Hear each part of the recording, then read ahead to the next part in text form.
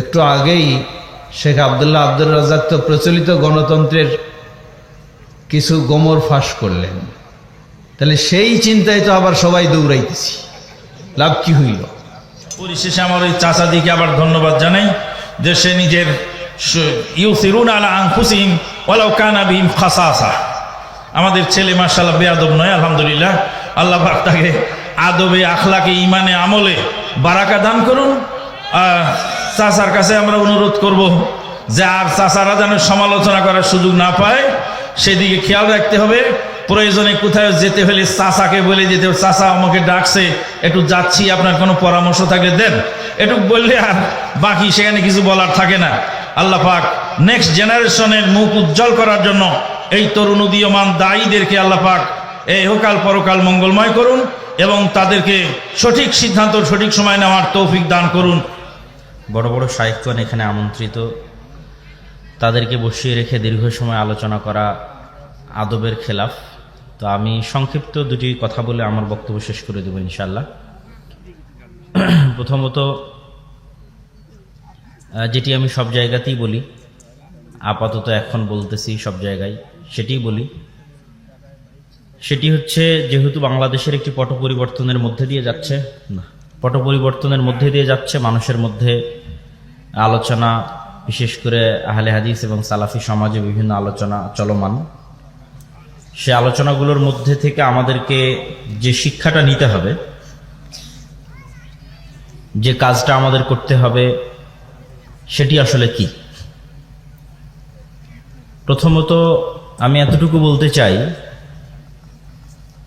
যে গণতন্ত্র কোনো কোরআন বা কোনো ওহী বা কোনো ধর্মীয় গ্রন্থ বা কারো তৈরি করা কোনো গড, প্রতিপালক, এরকম কিছু নয়। যদি এরকম কিছু না হয়, গণতন্ত্র যদি ওহী না হয়, কোরআন না হয়, তাহলে গণতন্ত্রকে প্রশ্ন করা যাবে না? যাবে না? গণতন্ত্রকে প্রশ্ন করা যাবে না? যাবে না? যাবে।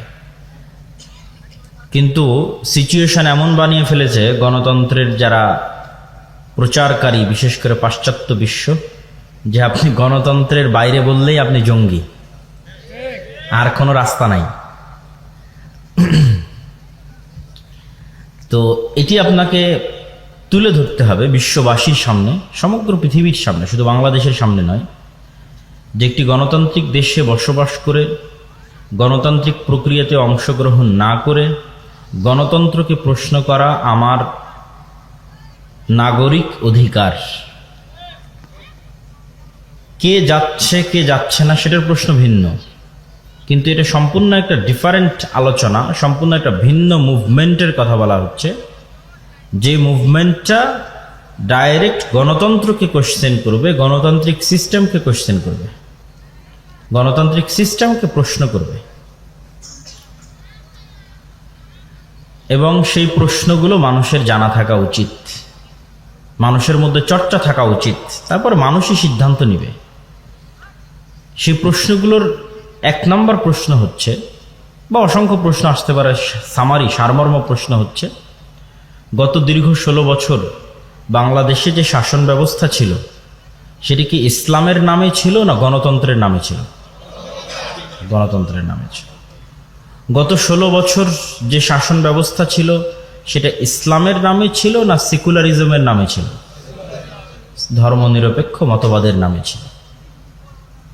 তার মানে গত 16 বছর যত খুন, গুম, হত্যা, ক্রসফায়ার, আয়নাঘর, এগুলোর জন্য ইসলাম দায়ী না এগুলোর জন্য গণতন্ত্র, সেকুলারিজম দায়ী? কিন্তু যারা এই সিস্টেমটা টিকিয়ে রাখতে চায়, তারা জানে যে যখন সিস্টেম অকেজ হয়, যেহেতু এগুলো অকেজ অচল সিস্টেম, তারাও জানে, তখন নির্দিষ্ট ব্যক্তির প্রতি রাগ উঠিয়ে দেওয়া হয় জনগণের। সবার ক্ষোভ তখন সিস্টেমে নয়, ওই ব্যক্তির উপর। তারপরে তারাই আবার বাধ্য করে ওই ব্যক্তিকে পদত্যাগ করতে, সকল দেশে, পৃথিবীর সব দেশে, শুধু এক দেশে না। যখন ওই ব্যক্তির উপর মানুষের রাগ ওঠে আর ওই ব্যক্তি পদত্যাগ করে, তখন মানুষের রাগ ঠান্ডা হয়ে যায়। মানুষের রাগ যখন ঠান্ডা হয়ে যায় তখন সিস্টেম টিকে যায়। মানে যেই জগদ্দল পাথর যে সিস্টেমটা ছিল, এই সিস্টেমটা এখনো টিকে আছে না নাই? টিকে আছে। অথচ মানুষের এটি বোঝা উচিত ছিল যে এই সমস্ত হত্যাকাণ্ড, জুলুম, নির্যাতন ব্যক্তির মাধ্যমে হয় না, সিস্টেমের মাধ্যমে হয়। তো এই জন্য আরো প্রশ্ন রাখতে হবে কি, সমাজতন্ত্র বলেন, ডেমোক্রেসি বলেন, সেকুলারিজম বলেন, এগুলো হচ্ছে ইনজাস্টিস, তথা মানুষকে জাস্টিস দিতে, ন্যায় দিতে ব্যর্থ। পৃথিবীতে কোথাও দিতে পারেনি, বাংলাদেশেও পারবে না, ভবিষ্যতেও পারবে না, কিয়ামত পর্যন্ত পারবে না। মানুষ এবং নাগরিকদের, মুসলমানদের শুধু নয়, স্বাভাবিক যে কোনো মানুষকে তার ন্যায় বুঝিয়ে দিবে। এই ন্যায় বুঝিয়ে দেওয়ার সিস্টেম গণতন্ত্র, সমাজতন্ত্র এগুলোর মধ্যে নাই। এগুলো নিজেরাই একটা ইনজাস্টিস, অন্যায় সিস্টেম চালু করে রাখে। এই অন্যায় সিস্টেমকে টিকিয়ে রাখে, জিইয়ে রাখে। আর যখনই সমস্যা হয় তখন আবার বলা হয় আরো বেশি গণতন্ত্রের দরকার, গণতন্ত্র নাই এই জন্য অন্যায় হচ্ছে। আবার সমস্যা তখন বলে আরো গণতন্ত্রের দরকার, গণতন্ত্র নাই এই জন্য সমস্যা হচ্ছে। কিন্তু কখনোই কাউকে এই প্রশ্ন উঠাতে দেয় না যে আসলে গণতন্ত্র নিজেই সমস্যা, এটাকে বিদায় করে দাও। এই প্রশ্ন কাউকে তুলতে দিবে না।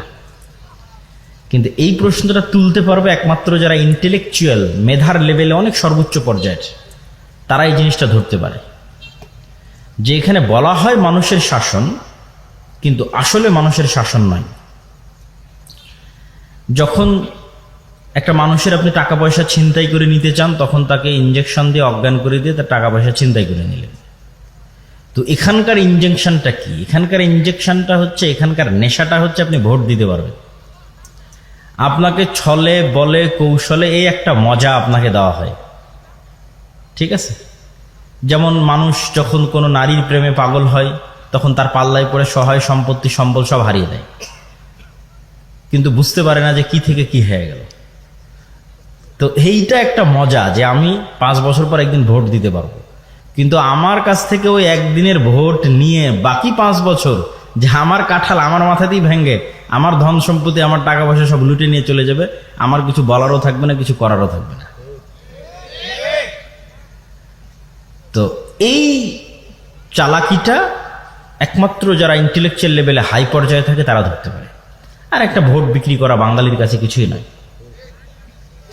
যেহেতু আমি আপনাদের রূপগঞ্জে থাকি সেহেতু জানি, গত নির্বাচনের সময় ছিলাম তখনও দেখেছি। আর মুসলমানদের সবচেয়ে বড় সমস্যা যেটা আমি বলি যে কেন আল্লাহ মুসলমানদের রাষ্ট্র ক্ষমতায় দিচ্ছে না, রাষ্ট্র ক্ষমতা পাওয়ার যোগ্য হতে হলে তো আল্লাহ রাষ্ট্র ক্ষমতায় দিবে। কেন? রাষ্ট্রে ইসলাম মানে তার নিজস্ব ব্র্যান্ডিং আছে। রাষ্ট্রে ইসলামের ব্র্যান্ডিং হচ্ছে ন্যায় বিচার। ঈসা আলাইহিস সালামের ক্ষেত্রে বলা হয়েছে উনি পৃথিবীতে নেমে আসবে, নেমে এসে সমগ্র পৃথিবীতে ন্যায় বিচার প্রতিষ্ঠা করবে, এটা ব্র্যান্ডিং। এই জন্য পৃথিবীতে আসা সকল নবী রাসূল সবাই সত্যবাদী এবং ন্যায়পরায়ণ ছিলেন। আল্লাহ নিজে ন্যায়পরায়ণ, তিনি ন্যায়ের সাথে পৃথিবী পরিচালনা করেন, ন্যায়ের সাথে বিচার করেন। আল্লাহ হচ্ছে সকল ক্ষমতার মালিক। আল্লাহ যদি তার দয়ায় কাউকে ক্ষমতায় দেয় তো তাকেই দিবে যে ন্যায় প্রতিষ্ঠা করতে পারবে। এটা আল্লাহর রাষ্ট্র ক্ষমতার ব্র্যান্ডিং, ইসলামের রাষ্ট্র ক্ষমতার ব্র্যান্ডিং।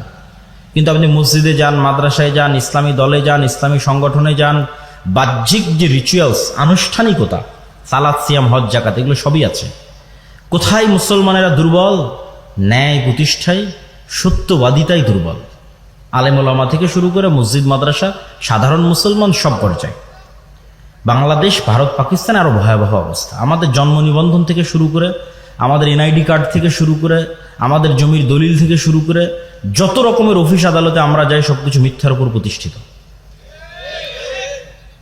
ইউরোপ আমেরিকায় যত মুসলমান গেছে তাদের 90% ডকুমেন্টস মিথ্যা, তথ্য মিথ্যা, কথা মিথ্যা, সরকারের কাছে অতিরিক্ত বেনিফিটস নিচ্ছে মিথ্যা, পুরো লাইফটা মিথ্যার উপর প্রতিষ্ঠিত। তাহলে সেই মুসলমান কিভাবে রাষ্ট্র ক্ষমতার দায়িত্ব নেবে? এই অঞ্চলের মানুষ তো আরো এই দিক থেকে আরো এক ধাপ এগিয়ে, কিভাবে বোনের সম্পত্তি নিয়ে নেওয়া যায়, কিভাবে বাপের থেকে সম্পত্তি লিখে নেওয়া যায়, কিভাবে বোনকে লাওয়ারিস করা যায়, দূরের সম্পত্তি দেওয়া যায়, কম দামি দেওয়া যায়, বিলে দেওয়া যায়। মানে প্রত্যেকটা মানুষ ইনজাস্টিসের সাথে, অন্যায়ের সাথে জড়িত। এই মানুষগুলোকে যদি রাষ্ট্র ক্ষমতায় বসান, এরা তো গত 16 বছর যা দুর্নীতি হয়েছে তার চেয়ে বড় দুর্নীতিবাজ হবে। তাহলে কিভাবে মুসলমানরা কল্পনা করবে যে আল্লাহ তাকে রাষ্ট্র ক্ষমতা দিবে? সে তো যোগ্য হতে পারে না। এটা সাধারণ জনগণের কথা। আপনি মসজিদ, মাদ্রাসা, ইসলামী দল, ইসলামী সংগঠনে যান, একই অবস্থা। যে সবচেয়ে বেশি চামচামি করতেছে দলের আমির তাকেই পদ দিয়েছে, আর যে সবচেয়ে বেশি পরিশ্রম করে কাজ করেছে ওকে বের করে দিয়েছে। তাহলে সে তার নিজের দলে জাস্টিস প্রতিষ্ঠায় ব্যর্থ। সুতরাং এটা ইম্পসিবল যে আল্লাহ তাকে যোগ্য মনে করবে যে সে রাষ্ট্রনায়ক হবে। এটা অসম্ভব। সে ডেমোক্রেসিতে রাষ্ট্রনায়ক হতে পারে, সমাজতন্ত্র, গণতন্ত্র, মারামারি, অন্যায় উপায়ে রাষ্ট্রনায়ক হতে পারে, কিন্তু আল্লাহর দয়ায়, ইসলামের নামে আল্লাহর দয়ায় রাষ্ট্রনায়ক হতে পারবে না। কেননা সে তার নিজের গণ্ডির মধ্যে ন্যায় প্রতিষ্ঠায় ব্যর্থ, তার পরিবারে ন্যায় প্রতিষ্ঠায় ব্যর্থ, তার দলে ন্যায় প্রতিষ্ঠায় ব্যর্থ, তার পদে ন্যায় প্রতিষ্ঠায় ব্যর্থ, তার প্রতিষ্ঠানে ন্যায় প্রতিষ্ঠায় ব্যর্থ, তার মসজিদে ন্যায় প্রতিষ্ঠায় ব্যর্থ। সুতরাং আল্লাহর দৃষ্টিতে সে রাষ্ট্রনায়ক হওয়ার যোগ্য নয়। একই অবস্থা OC, AC land, sub registrar, DC থেকে শুরু করে যত সরকারি পদ পদবি আছে, চাকরিজীবী আছে, সবাই স্বাক্ষর করতেছে, ঘুষ নিচ্ছে, আবার আজান হলে মসজিদে নামাজ পড়তে চলে যাচ্ছে। তো তারা মানুষের কাছে ক্ষমা নিয়ে, আল্লাহর কাছে ক্ষমা নিয়ে জান্নাতে যেতে পারে, কিন্তু আল্লাহ তাকে ইসলামের নামে রাষ্ট্র ক্ষমতা দিবে এটা অসম্ভব। গোলামি থাকবে। আর আমাদের নেচার, রক্তের মধ্যে যে গোলামি মিশে আছে তার সবচেয়ে বড় উদাহরণ কি? 16 বছরের জগদ্দল পাথর ফ্যাসিজম সরে যাওয়ার পর চাঁদাবাজি কম হওয়ার কথা ছিল না নাই হওয়ার কথা ছিল, না বেশি হওয়ার কথা ছিল? নাই হয়ে যাওয়ার কথা ছিল। নাই হয়েছে না বেশি হয়েছে? বেশি হয়েছে। কেন বেশি হয়েছে? আমাদের রক্তের মধ্যেই তো জুলম, মিথ্যা, অন্যায় মিশে আছে। আর এটাই হচ্ছে গণতন্ত্রের সবচেয়ে বড় সফলতা, যে গণতন্ত্র মানুষকে মানুষের বিরুদ্ধে লাগিয়ে, ক্ষমতার মারামারি গন্ডগোল লাগিয়ে, ইনজাস্টিস ছড়িয়ে, অন্যায় ছড়িয়ে, ক্ষমতার মোহ সবার মধ্যে ছড়িয়ে সে তার সিস্টেম টিকিয়ে রাখতে চায়।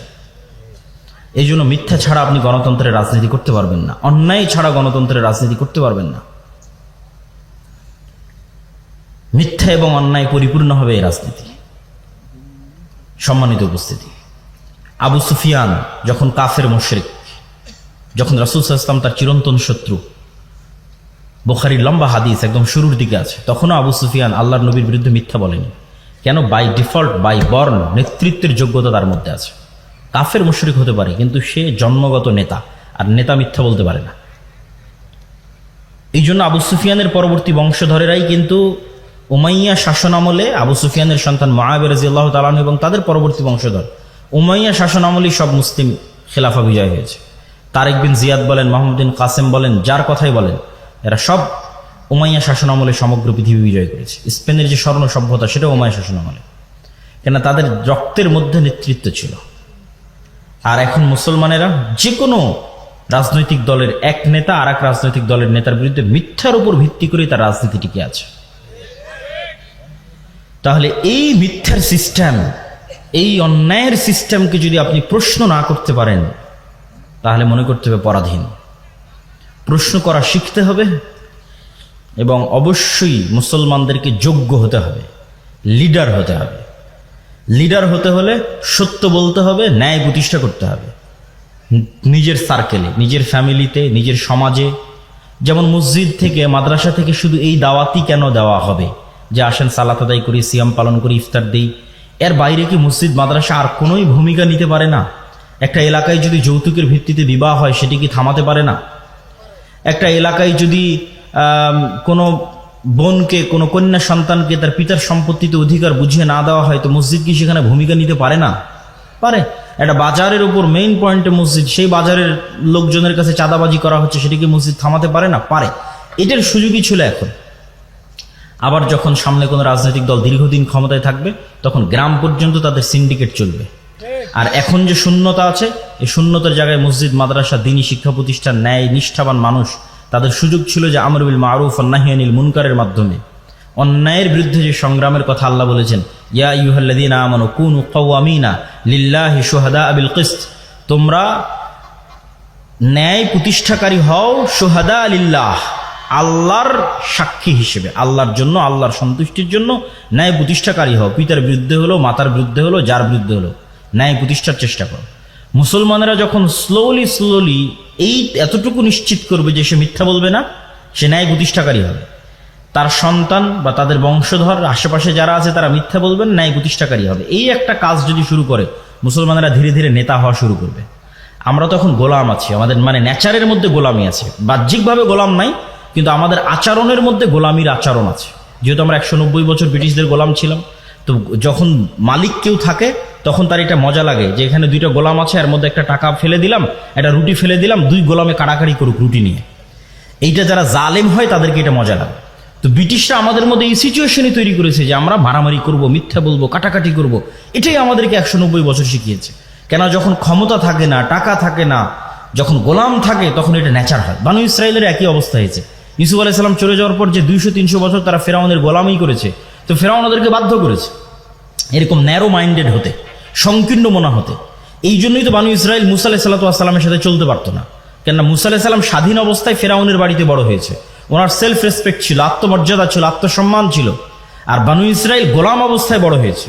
তখন কথায় কথায় মুসা আলাইহিস সালামকে বলতো, যদি আল্লাহকে না দেখি ঈমান আনবো না, এই এক খাবার ভালো লাগে না, আল্লাহকে বলো পানি দিতে, তুমি আর তোমার আল্লাহ যাও যুদ্ধ করো, নাউজুবিল্লাহি মিন যালিক। কত কথা তাদের, এগুলো প্রত্যেকটা ন্যারো মাইন্ডের প্রমাণ বহন করে।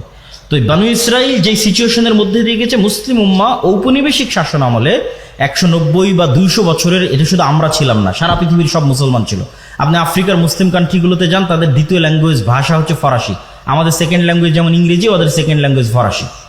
অথচ আপনি ইংল্যান্ডের আশেপাশের দেশে যান, ফ্রান্সে যান, স্পেনে যান, জার্মানিতে যান, কেউ ইংরেজি জানেই না।